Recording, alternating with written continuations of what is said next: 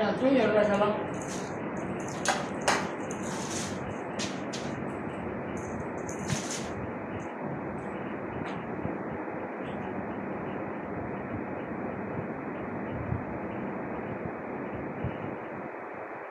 கர்த்தருடைய நாமம் பிரஸ்தாபப்படுவதாக.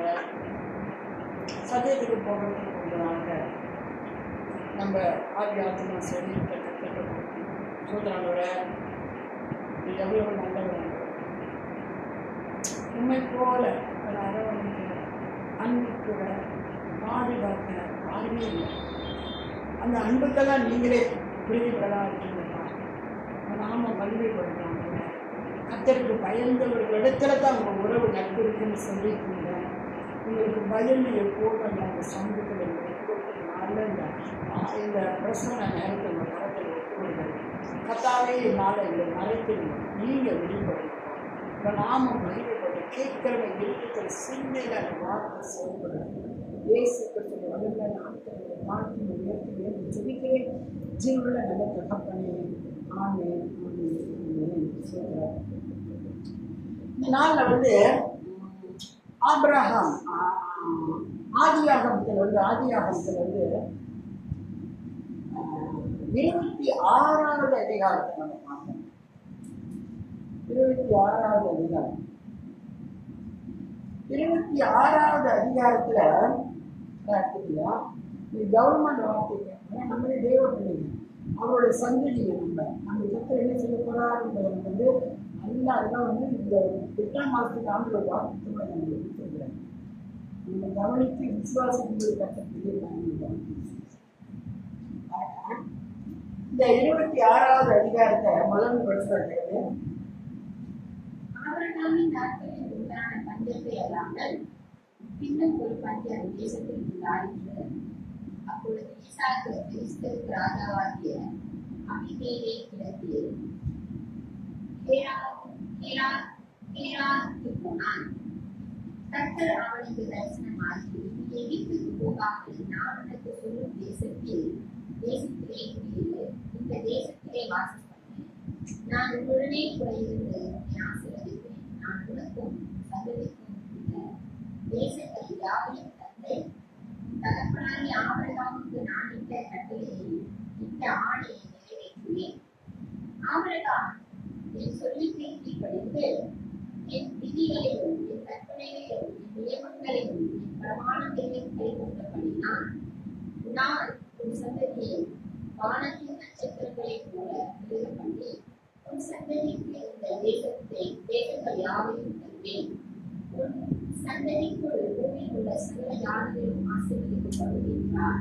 ஆமென் ஆமென் ஆமென். இப்போ நான் என்ன சொன்னா, நம்ம தகப்ப நான் எப்போதும் நாங்கள் வாழ்க்கையில்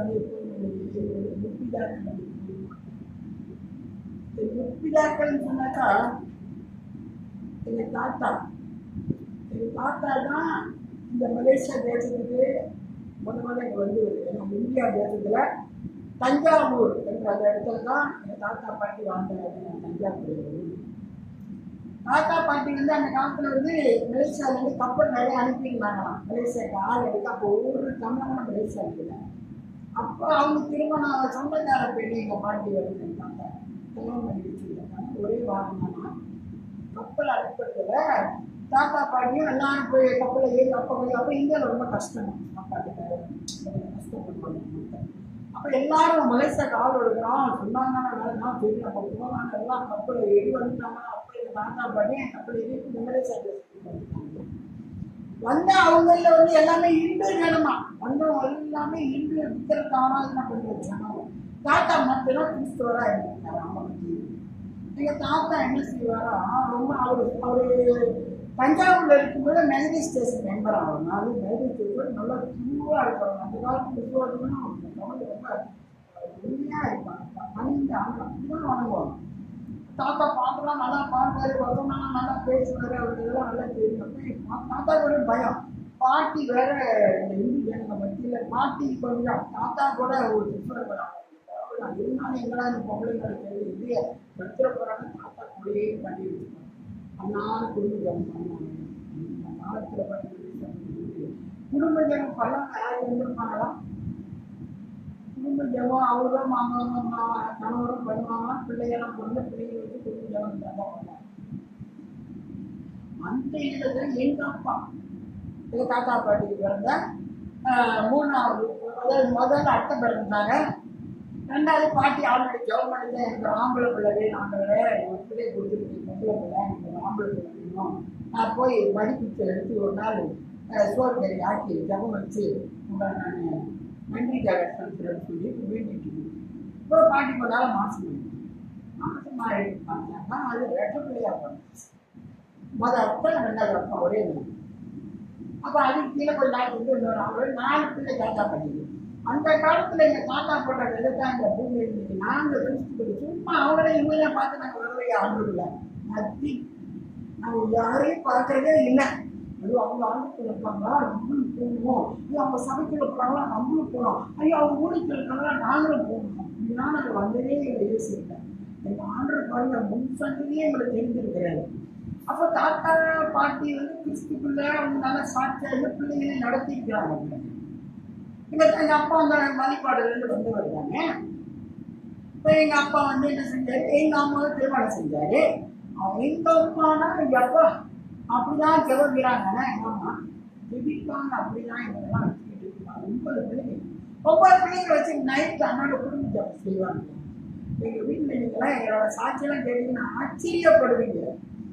அந்த காலத்தில் 10 பிள்ளைங்க எங்கள் தாத்தா எங்கள் அம்மாவுக்கு எங்கள் அப்பாவுக்கும். எங்கள் தாத்தாவுக்கு 4 பிள்ளை, எங்கள் அப்பாவுக்கு 10 பிள்ளைங்க. 10 பிள்ளைங்களை வந்து எங்கள் அம்மா சொல்லுவாங்க. அதாவது ஒரு யூனியன் தலைவர் பேர பேசினாரா, என்ன பாட்டாளிங்க பிள்ளைங்கெல்லாம் படிக்க வைக்க மாட்டீங்க, தமிழ்ஸ்கெல்லாம் நிப்பாட்டி மதுரையை கூட்டிட்டு போறீங்க, இப்படின்னா நான் மலேசியாவில் நம்ம தமிழ் சமுதாயம் எப்படி முன்னுக்கு வரும்? இப்ப சொல்லிட்டு போறேன் கேளுங்க. ஒரு பாட்டாளி கிட்ட ஒரு பட்டத்தாரி எலும்பு தான் மனசுல வச்சுருக்காங்க, பேசணும் பேச. ஆனா எங்களுடைய அம்மாவோட இறுதியத்துக்கு அந்த வார்த்தை ரொம்ப ரொம்ப தெரிய செஞ்சு. அந்த வீட்டை எப்படியாவது 10 பிள்ளைங்களா இருந்தா என்ன, 1 பிள்ளையாச்சும் அவங்க சொன்ன மாதிரி ஒரு பட்டத்தாரி ஆட்சியும் நிறையா. எங்க அப்பா வந்து இந்த ஒரு கை வந்து தூக்க முடியாது, இவ்வளவுதான் தூக்க முடியும். அந்த மரம்லாம் வெட்டுவாங்க. அந்த காலத்தில் ரப்பர் டேப்பர் தான். அங்க இருந்து வந்தவங்க 4 அடிக்க ரப்பர் டேப்பர் செய்வாங்க, மரம் வெட்டுவாங்க. மரம் வெட்ட கூட எங்க அப்பா அந்த கையை தூக்கி மரத்தை பிடிச்சி வேலை செய்ய முடியாது. இந்த கை இப்படிதான் வேலை செய்ய மாட்டாங்க. ஒரு நாளைக்கு வேலைக்கு போற 2 நாள் லீவ், நாளைக்கு அந்த மாதிரி. ஏன்னா எதிர்பாராத விதமா அப்பாவை ஒரு வந்து அடிச்சுட்டாங்க. அடிச்சுனாலும் அவங்க கை வந்து அப்பாவுக்கு பாதிக்கப்பட்டுச்சு. அப்பா செத்து தான் பொழைச்சாங்க. அந்த கை வேலைகள் அம்மா 2 பிள்ளைங்க பெரிய ஹாஸ்பிட்டலில் கொண்டு போய் பொழைக்க மாட்டாங்க. இந்த சூழ்நிலை இருந்து எங்கள் அப்பா கத்துக்கு ஜபத்தில் தான் அந்த வகையை கொண்டு வந்தார். அப்போ இந்த கை வேலை செய்யணும். எங்கள் அப்பா அம்மா மட்டும் தானே வேலை செய்யணும். அந்த வேலை செஞ்சு பிள்ளைங்களை வந்து அந்த ஜபத்தில் வைத்தாங்க பாருங்க. நம்ம பார்த்தீங்க எவ்வளோ 5 பட்டுதாரிங்க இந்த காலத்துலேயே. 10 பிள்ளைங்க, ஆனால் 5 பட்டுதாரிங்க எங்கள் வீட்டில். எல்லாம் செகண்டரி ஸ்கூல் டீச்சருங்க. எங்கள் அண்ணிங்க டீச்சரு, எங்கள் தம்பி பொங்கல் ஒரு நர்ஸு, யூனிவர்சிட்டி ஹாஸ்பிட்டல் இருக்குல்ல கேரளா, அதில் நர்ஸு. இன்னொரு தம்பி பொம்பளை பேங்கில் வேலை செய்கிறா. இன்னொரு தம்பி பொம்பளை வீட்டில் இருக்க போவோம் புதுசாக சிங்கப்பூரில் நல்லா வேலை செய்கிறான் தம்பி, மேனேஜராக இருக்கான். எல்லாமே அருமையாக நடக்குது. எங்கள் அம்மாவோட ஜெபம் பற்றிக்கிறான். அதான் நான் சொல்கிறேன், ஆண்டர் மேலே எனக்கு ரொம்ப ரொம்ப அன்பு விசுவாசம். சாதாரணமாக அவங்க தேவனை தேடாம பிள்ளைங்களை வளர்த்துருந்தாங்கன்னா அந்த மேன்மை வலிக்கு இருக்காது. வேலை எங்கேயும் மரம் பற்றிக்கிட்டு ஏதோ ஒரு கொண்டாடிய கிடையாது ஏதோ வாழ்ந்துருப்பாங்க. ஆனால் இந்த தாத்தா சொல்லி கொடுத்த அந்த ஜெபம் எங்கள் அம்மா வாழ்க்கையில எங்கள் அம்மா தொடர்ந்து கடைபிடிச்சாங்க. எங்கள் அப்பா எங்கள் அம்மாவும் எங்கள் குடும்பத்தில் 5 பட்டத்தாரிங்க. அந்த மாதிரி கர்த்தர் நடத்தினார். ஆனால் என்னுடைய வாழ்க்கையில கர்த்தர் அவருக்கே என்னை தெரிஞ்சு கொண்டார். படிக்கிற வயசுல படிக்கிற காலத்துல கூட நான் கத்திரிக்கை என்னை தெரிந்து கொண்டார். எனக்கு கொடுத்த 3 பிள்ளைங்க நான் கத்திரிக்கை நான் கொடுத்துருக்கேன். நான் வந்து உலகத்துல பிள்ளைங்க இன்ஜினியர் ஆகணும்னா ஒரு காலத்துல இருந்துச்சு. ஆனா ஆண்டோட அன்பை நான் நல்லா தெரிஞ்சதை எவ்வளோ இல்லை ஆண்டோட 3 பிள்ளைகள் உமக்குன்னே அவங்க செயல்படணும், ஊழியத்தை செய்யணும்ப்பா, உமக்குன்னே நான் ஒப்புக் கொடுக்குறேன். படிக்கிறதுக்கு அவங்க படிக்க கர்த்தர் அப்படிதான் எங்களை நடத்தி இது வரைக்கும் கொண்டு வந்திருக்கிறார். அதே போலதான் ஆபிரகாமுக்கு ஒரு பிள்ளை கொடுத்திருந்தார் ஆண்டவர். ஆபிரகாம் எப்படிப்பட்ட மனுஷன் தெரியுங்களா? அவங்க அப்பா வந்து விக்கிரத்தை செஞ்சு விற்கிறவங்க. விக்கிற தோப்பை வழிபட்டு வந்தவங்க. ஆனா ஆபிரகாம் அந்த விக்கிரத்தின் மேல ஒரு வெறுப்பு இருந்துச்சு. அதை மதிக்கவே மாட்டார். அப்படியாப்பட்ட ஆபிரகாமுக்கு பிறந்த பிள்ளைதான் ஈசா. ஆனா கர்த்தர் ஆபிரகாமை தெரிந்து கொண்டார். இந்த காலத்துல முதல்ல ஆபிரகாமை தெரிந்து கொண்டார். ஏன்னா அவன் விக்கிர ஆராதனை அவன் வெறுத்தது. ஆபிரகாம் ஆசீர்வதித்து உனக்கு இந்த பூமியில சகல ஜனங்களும் நம்ம சொந்தமாக்கி கொடுக்க அவ்வளவு ஜனத்தை நம்ம கொடுப்பேன் ஆபிரகாம் வார்த்தை. இப்பொழுது மகன் விட்டு அந்த வார்த்தை நினைவு கூறுவாங்க. உங்க அப்பாவும் இப்படித்தான்ப்பா ஒரு காலத்துல பஞ்சம் வந்துச்சு, அவர் இந்த இடத்த விட்டு போகணும்னு இருந்தாரு. நான் உங்க அப்பாவோட நான் இடைப்பட்டு பேசினேன், அப்பா என் வார்த்தைக்கு கீழ்படுத்த நினைத்தாரு. அதே போலதான் உன் காலத்துல இப்ப பஞ்சம் வந்துருக்கு. ஆனா நான் சொல்றதுக்கு நீ இந்த இடத்த விட்டு எங்கேயும் போயிடாத, எகிப்துக்கு போறான்னு நினைச்சாரு, நீ போவாதாங்கன்னா இந்த கேரளி அப்படின்னு இந்த இடத்துல நான் ஆசீர்வதிப்பேன் அப்படின்னு அவருக்கு ஒரு வாக்கு திட்டத்தை தேவன் கொடுத்தார். கொடுத்துட்டு நிறைய ஜனம் இப்போ 12வது அதிகாரத்தை 12வது வசனப்படி ஈசாக்கு அந்த தேசத்தில் விளைவித்தான். கர்த்தர் அவனை ஆசீர்வதித்ததினால் அந்த வருஷத்தில் 100 மடங்கு பலனடைந்தான். அவன் ஐஸ்வர்யனாகி மரபல திருப்தி அடைந்து மகா பெரியவனானான். அவனுக்கு ஆட்டு வந்தை அநேக பணிவிடைக்காரர்கள் இருந்தபடினாலே பெலிஸ்தர் அவன் பேரில் பொறாமை பாருங்க. கர்த்தர் சொன்னாரு, இந்த பஞ்ச காலத்துல நம்ம போற இடத்துல இவங்க ஆசீர்வதிப்பேன்னு சொன்னாரு. அவங்க இருக்கிறவங்களாம் போய் வேலை நடுறாங்க, அது செய்யறாங்க, ஒண்ணுமே வரல. அந்த கேரளா மக்கள் என்ன மக்கள் அது? அவங்க என்ன மக்கள்? பெலிஸ்தர் ஜனங்க இடத்துல இருக்காங்க. அவங்களுக்கு வேலை நடுறாங்க, ஒண்ணுமே வரல. ஆனா பாருங்க, இந்த ஈசாவுக்கு போய் விதை விதைச்சான். நிலத்தெல்லாம் சுத்தம் பண்ணி விதை விதைக்கும் போது ஒரு விதை கூட மிஸ் ஆகலையா, எல்லாமே துளுத்து எல்லாமே வளர்ந்து அது ஆயிரமான பலனை கொடுத்துட்டான் ஈசா. எப்படி ஒரு ஆச்சரியம் சொன்னாங்க. ஆடியா இந்த பஞ்ச தேசத்துல நான் ஆசீர்வதிப்பேன்னு சொன்னாருங்க. அந்த பஞ்ச தேசத்துல பாருங்க ஈசாவை கர்த்தர் அப்படியே ஆசீர்வதிச்சு அவனுக்கு ஆட்டு மந்தம் அவன் தானே வேலைக்காரிகள் நல்லா வசதியா கருத்தை அவனை வைத்திருக்காங்க. எங்க அம்மா அந்த 10 பிள்ளைங்க யாரையா 10 பிள்ளைங்களை போய் படிக்க வைப்பாங்க. அது யூனிவர்சிட்டி மலேசியாவில் ஹை படிப்பு யூனிவர்சிட்டி மலாயா தான். மற்ற காலேஜ் அங்கங்க கட்டி படிக்க வைக்கிறாங்க. அதெல்லாம் நக்கி இது நல்லா படிக்காதான் ஸ்டெப் பை அரசாங்கத்தின் மூலியமா நம்ம போய் யூனிவர்சிட்டி மலாயா படிக்கிறது ஹை ஸ்டாண்டர்ட் அந்த யூனிவர்சிட்டி மலாயால படிச்சு முடியுமா?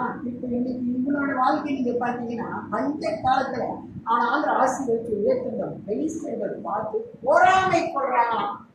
பார்த்தீங்களா?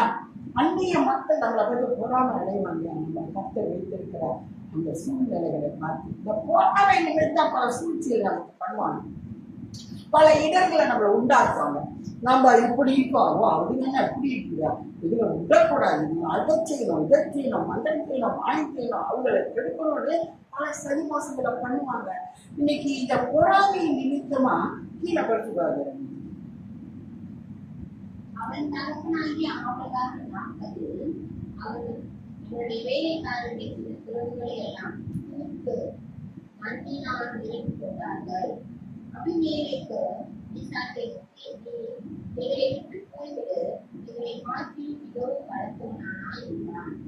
அப்பொழுது ஈசாக்கு அபிமெலேக்கு கேராரின் பள்ளத்தாக்கிலே போராடும்போது அங்கே இருந்து தன் தகப்பனாகிய ஆபிரகாமின் நாட்கள் வெட்டினவர்களும் ஆபிரகாம் மறுத்தபின் பெலிஸ்தருக்கு பரிசுத்தமான உனது திருக்களை மறுபடியும் கொண்டு தன் தகப்பன் அவனுக்கு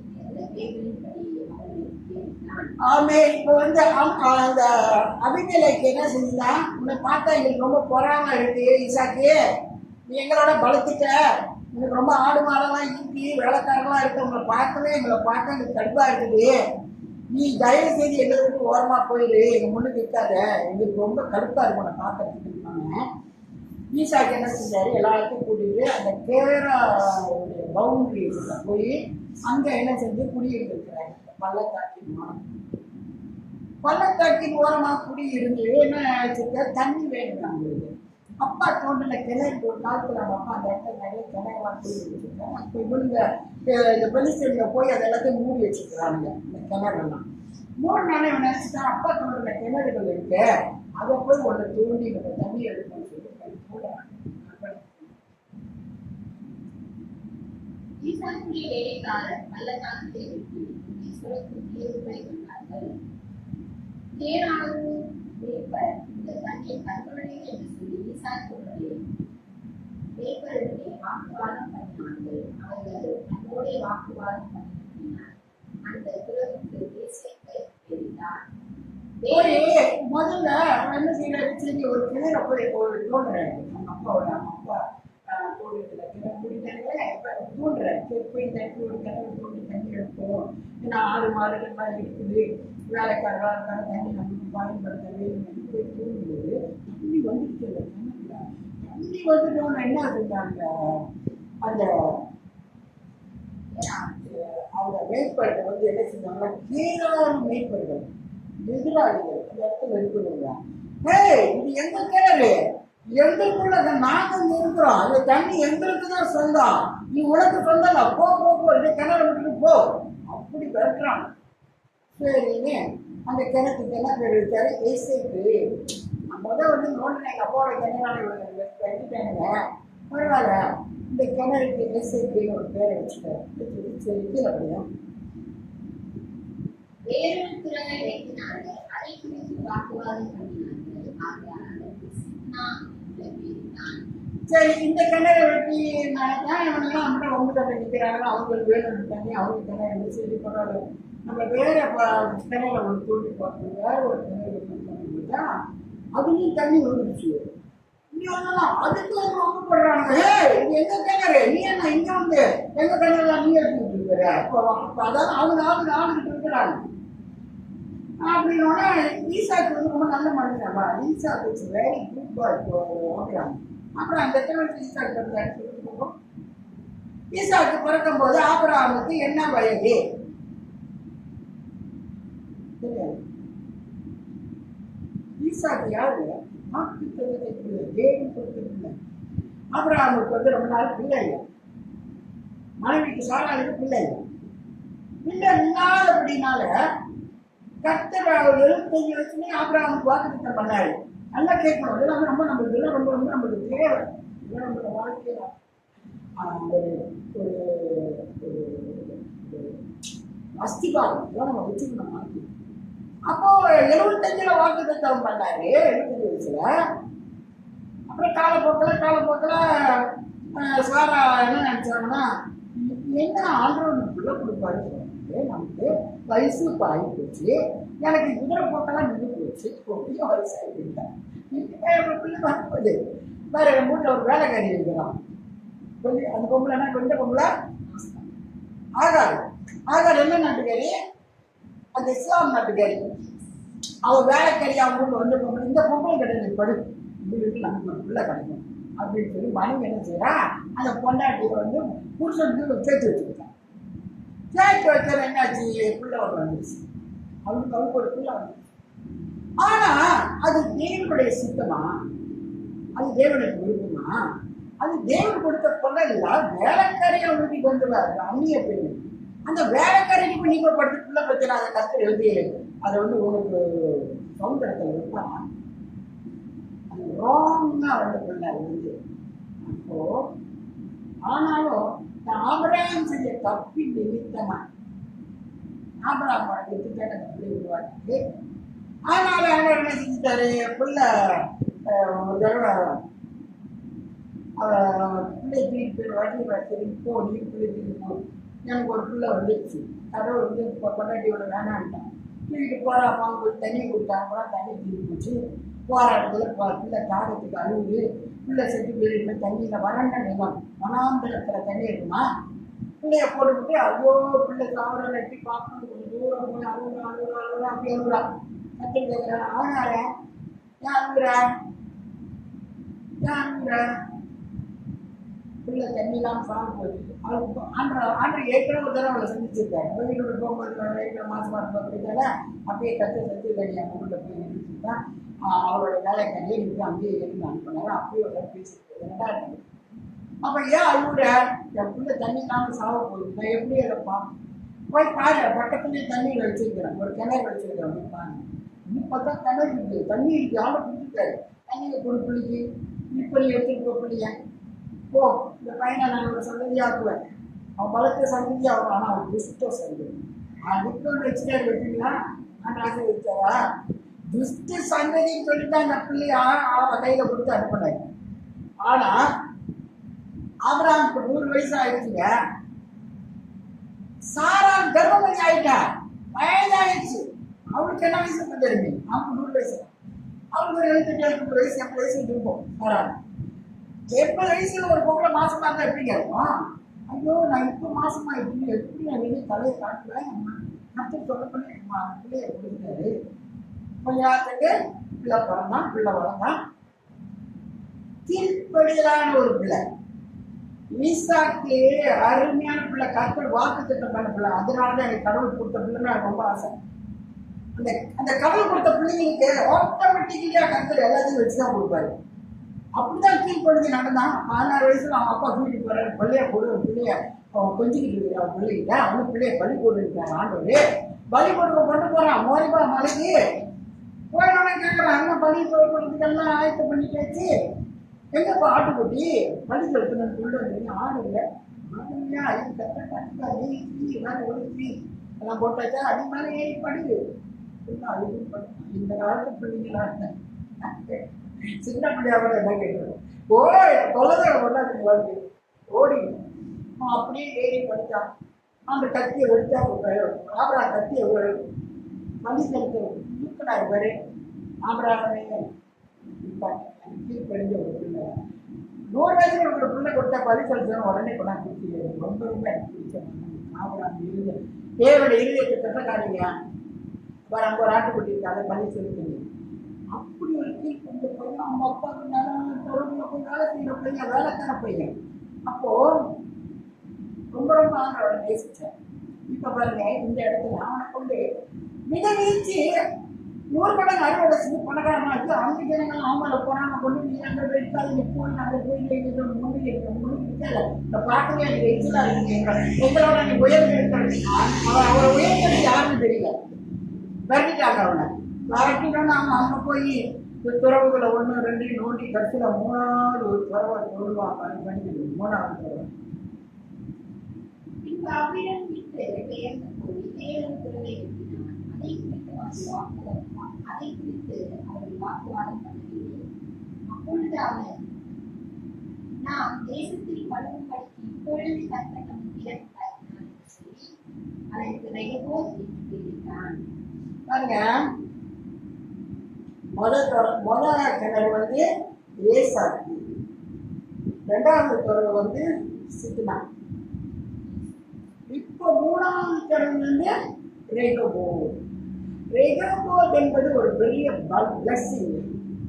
3வது தோன்ற கிணறுக்கு எவனுமே ஒன்றுக்கு வரல. யாரு நம்மளுக்கு பிரச்சனைக்கு வரல, கர்த்தர் நம்மளோட இருக்கிறாரு, இனிமே கர்த்தர் நம்மளை ஆசீர்வதிக்கிறாரு, இதுக்கு ரெகோபோத் சொல்லி பேர் இருக்கும் அப்படின்னு அதுக்கு ரெகோபோத் என்று சொல்லி பேர். நம்ம மூலிகளை நீ பண்ணி ரெகோபோத் ஒளி இருக்கும், ரெகோபோத் சபை இருக்கும், ரெகோபோத் பேர் வைப்பாங்க. ரெகோபோத் வந்து ஒரு நல்ல பிளெஸிங்கான ஒரு பேர் சொல்லி வைப்பாங்க. அப்புறம் கொஞ்சம் நாள் செஞ்சா கொஞ்சம் தள்ளி போய் இன்னொரு இடத்துக்கு போயிட்டு அங்கேயும் வந்து ஒரு பலி செலுத்துற, ஆண்டவருக்கு பலி செலுத்துற மாதிரி பலி எழுதி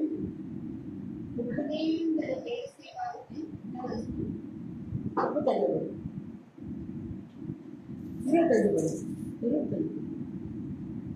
அங்கே அவன் ஒரு பலிபீடத்தை கட்டி கர்த்தருடைய நாமத்தை பிரதிஷ்டித்து அங்கே தன் கூடாரத்தை போட்டான். அவ்விடத்தில் ஈசாக்கின் வேலைக்காரர்கள் அங்கே அந்த ரெகோபோத்துக்கிட்ட கிணறு கொஞ்சம் தள்ளி போயிட்டு அங்கே போய் அவரே வேலை பார்க்கும்போது அங்கே வந்து ஒரு பலிபீடத்தை கட்டி அங்கே ஆராய்ச்சிக்கும் போது அங்கே ஒரு துறவை தோன்றாங்கன்னா அவங்க வேலைக்காரர்கள். பாருங்க, கீழே ஒரு வசனத்தை படிங்க. அபிமெலேக்கு அவன் சிநேகிதனாகிய அமுசாக்கு சேனாதிபதியாக போராடி இருந்தார்கள். அப்பொழுது ஈசாக்கு அவர்களுக்கு, ஏன் இடத்தில்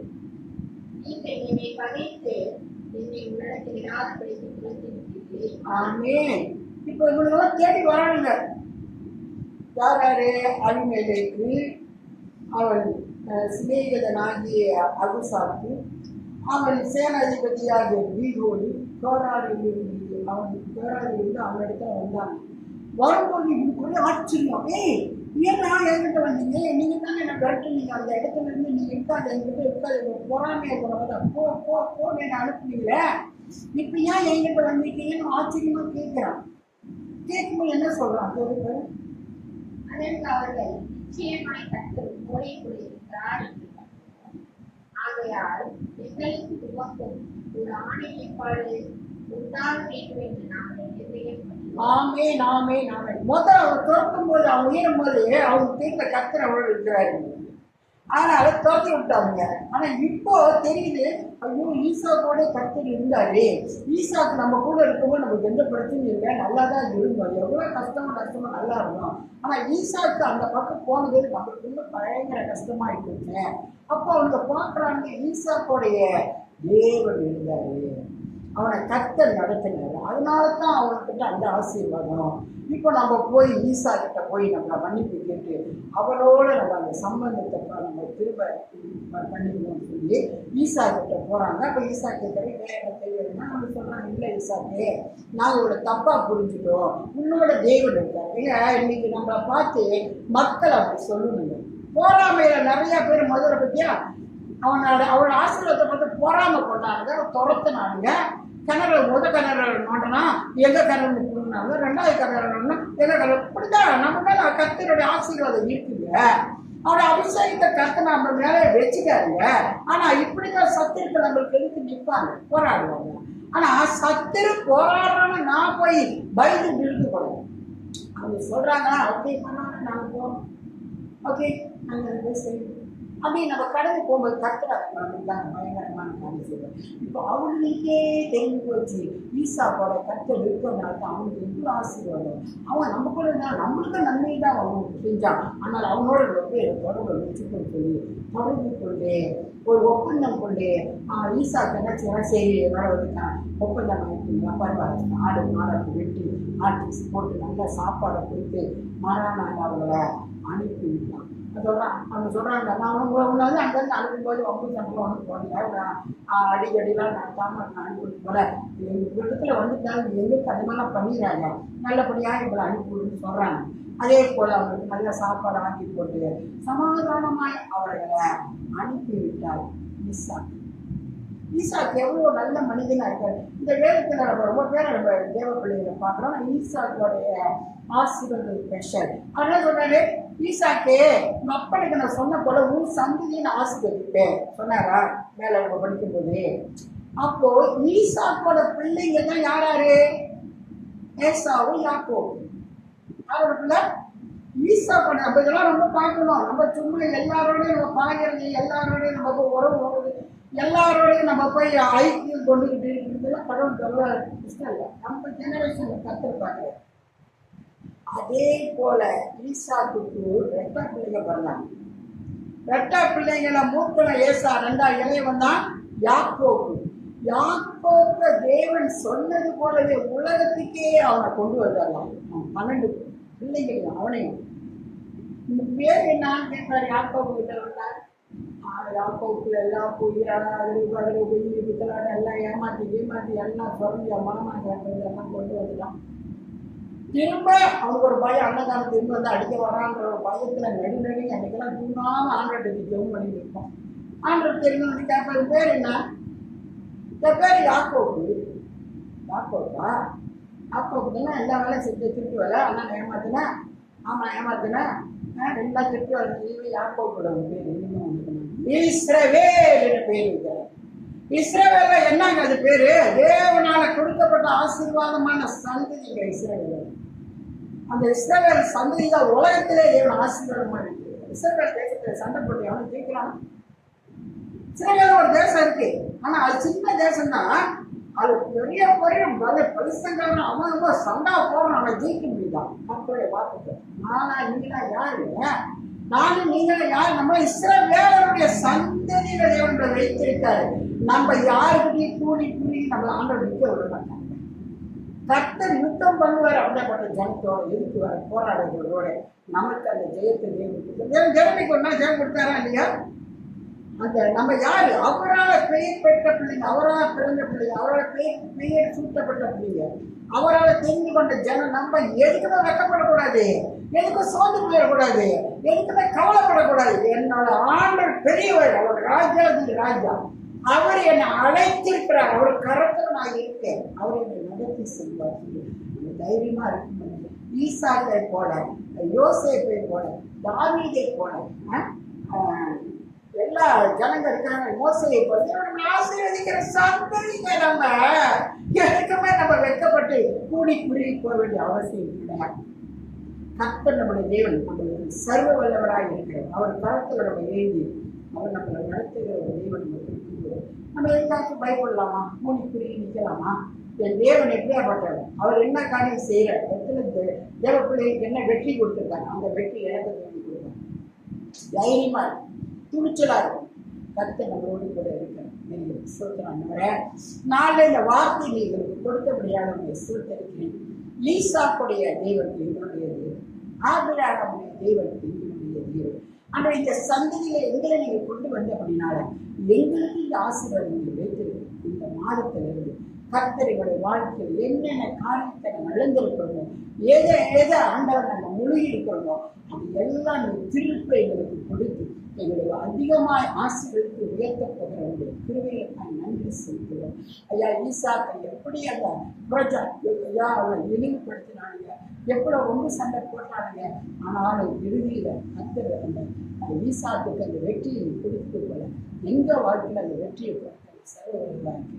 எங்கள் சந்ததியாக தேவன் எங்களை ஆசீர்வதிக்க வல்லவராக இருக்கிறது. நாமும் இஸ்ரவேல் புத்திரர்களாய் தேவனை எங்கள் பூமியில் வைத்திருக்கிறதுக்காக நன்றி. ஆவியான தொடர்ந்து எங்களை வழிநடத்தும் இயேசு கிறிஸ்து வழிகிற நாமத்தில் எங்களை தாழ்த்தி உயர்த்தி வேண்டி ஜெபிக்கிறோம். ஜீவனுள்ள நல்ல தகப்பனே. ஆமென், ஆமென், ஆமென். ஆமென்.